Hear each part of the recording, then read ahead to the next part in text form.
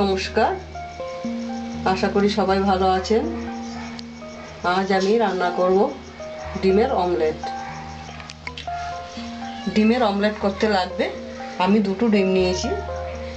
আমার লাগবে দুটো ডিম, পেঁয়াজ কুচি, একটা পেঁয়াজ কুচিয়ে নিয়েছি, একটা লঙ্কা কুচিয়ে নিয়েছি, আর ধনে পাতা কুচিনো আছে, আর আছে টমেটোটা কুচিয়ে নিয়েছি হাফ, আর লাগবে সরষের তেল, নুন, হলুদ। আমি গ্যাসটা অন করলাম, কড়াইটা বসালাম।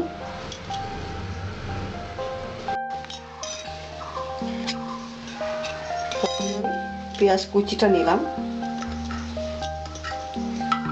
লঙ্কা কুচিটাও নিয়ে নিলাম,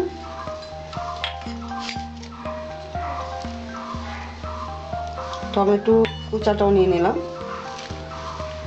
ধনে পাতা কুচানো নিয়ে নিলাম। এবার দেবো আমি স্বাদ মতো নুন, আর দেব অল্প একটু হলুদ দিয়ে এটা আমি ভালো করে মেখে নেব।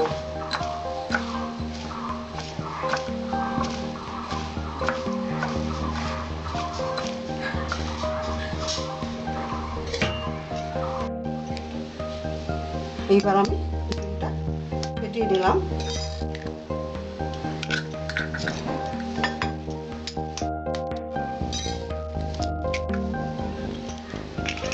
দুটো ডিম আমি একসঙ্গে অমলেট করে নেব।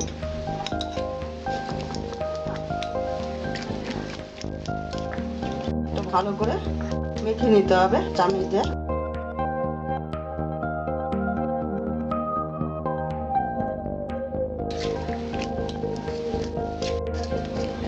আমার কড়াইটা গরম হয়েছে, এবার আমি এক কলা তেল দেব। এটা খুব তাড়াতাড়ি রান্না, বাড়িতে আসলে হঠাৎ করে এটা ঝট করে একটু ডাল রান্না করে এটা ঝট করে দেওয়া যায় খাবারের সঙ্গে।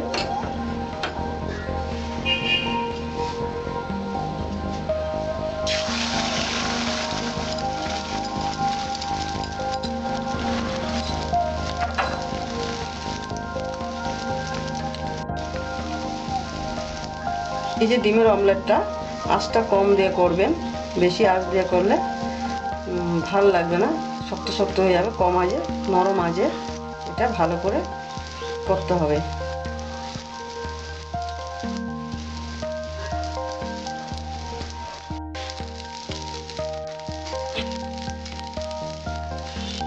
সাঁড়াশি দিয়ে হবে, একটুখানি ছড়িয়ে দিতে হবে। ছড়িয়ে দিলে জিনিসটা পাতলা হবে, খেতে টেস্টি হবে। নাহলে মাঝখানটা কাঁচা থেকে যাবে, ভালো লাগবে না খেতে। ব্যাস, এবার ঠিক আছে।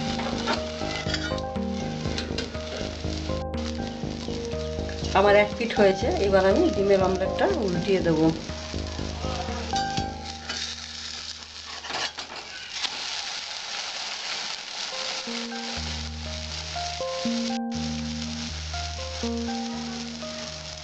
ওই পিঠটা হয়ে গেলে আমি অমলেটটা নামিয়ে দেবো। আমার অমলেটটা তৈরি হয়েছে। এটা আপনারা মুসুরির ডালের সঙ্গে খাবেন, ভালো লাগবে খেতে। শুধুও খেতে পারবেন, আর বন্ধু বান্ধব আসলেও দিতে পারবেন, টিফিন দিতে পারেন। এটা সবসময় চলে, খুব সহজেই রান্নাটা হয়। আমার 5 মিনিটে অমলেটটা তৈরি হয়েছে।